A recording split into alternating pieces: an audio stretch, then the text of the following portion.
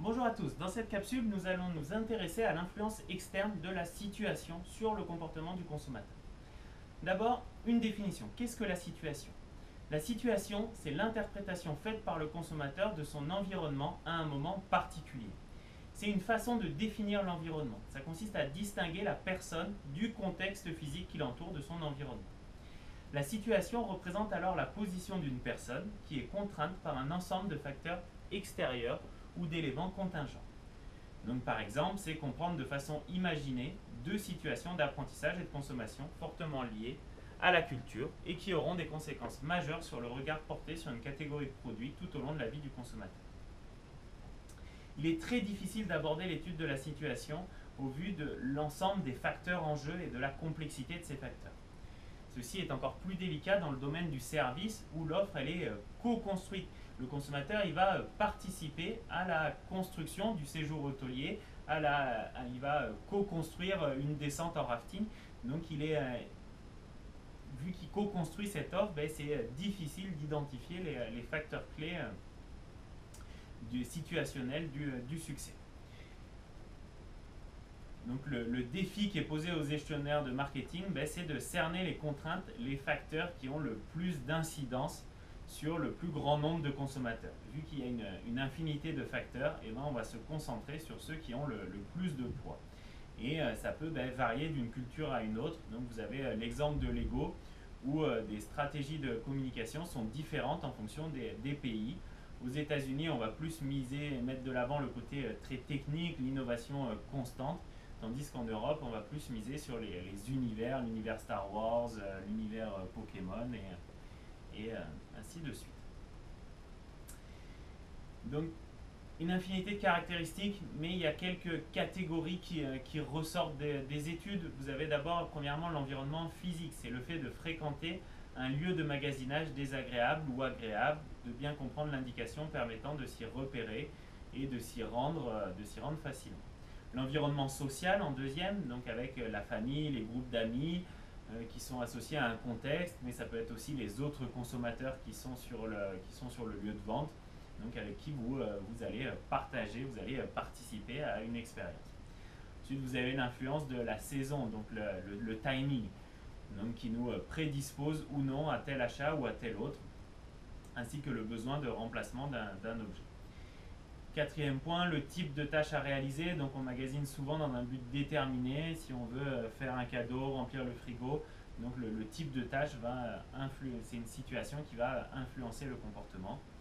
Et un cinquième point, les dispositions personnelles, comme le fait de se sentir heureux ou triste, donc avec les humeurs, va aussi être autant de situations qui vont influencer le comportement du consommateur.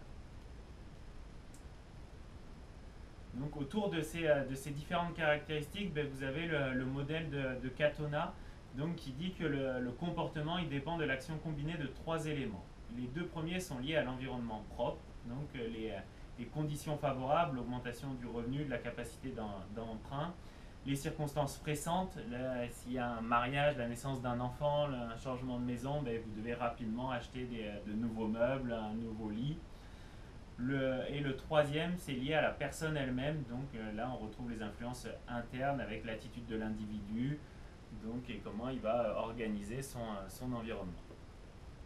Donc selon Katona, ce sont les trois éléments qui représentent la situation et qui vont guider le comportement du consommateur.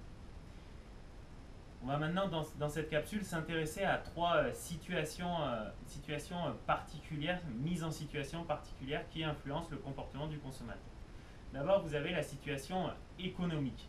Donc, c'est le vouloir du consommateur et son pouvoir d'achat. Suivant votre capacité financière, le moment où vous en êtes de l'année, si vous devez préparer vos impôts, si vous êtes en fin d'année ou en début d'année, si vous êtes en début de paye, en fin de paye, ce sont des situations économiques qui vont jouer sur vos comportements. S'il y a une nouvelle menace de pandémie ou des facteurs d'incertitude, toutes ces situations économiques elles vont avoir une incidence sur vos comportements. si vous voulez vous renseigner sur les situations économiques, vous avez sur StatCan donc beaucoup de données, de statistiques sur l'évolution de, de l'économie canadienne, sur la capacité financière, sur l'inflation, donc tous ces éléments qui jouent sur le comportement du consommateur.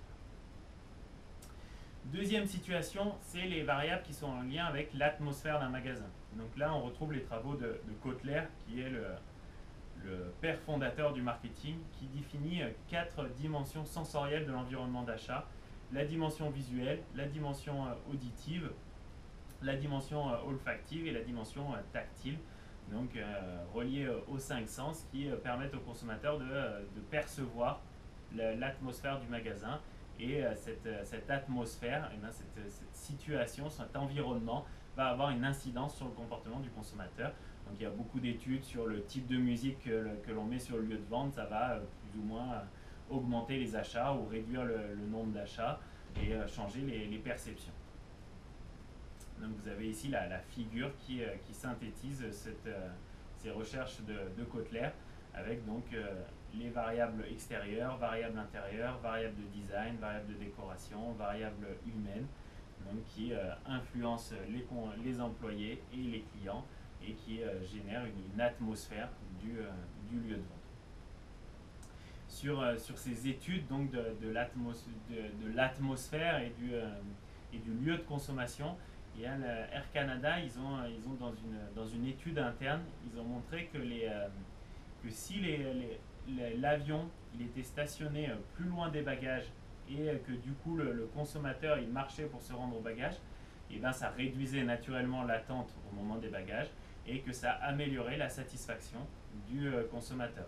Donc ils ont analysé la situation et en mettant cette marche entre l'avion et les bagages, et ben, ils ont amélioré la satisfaction. Donc voilà, d'analyser l'environnement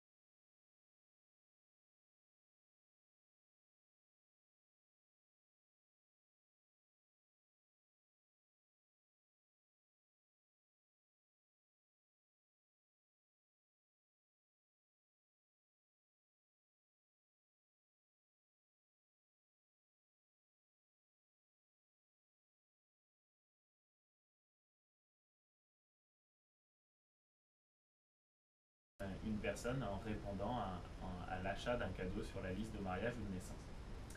Et puis le dernier point, donc toujours selon cette étude de Belk, c'est un vecteur de socialisation. Donc par certains cadeaux que nous faisons aux enfants par exemple, nous les confortons dans leurs rôles sociaux.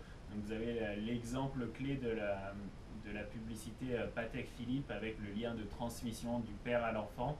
Il y a une étude de Pierre Vallet de Florence sur le sujet et le poids symbolique de léguer une montre à son garçon et tout ce que ça représente et tout le symbole qu'il y a autour de ce cadeau.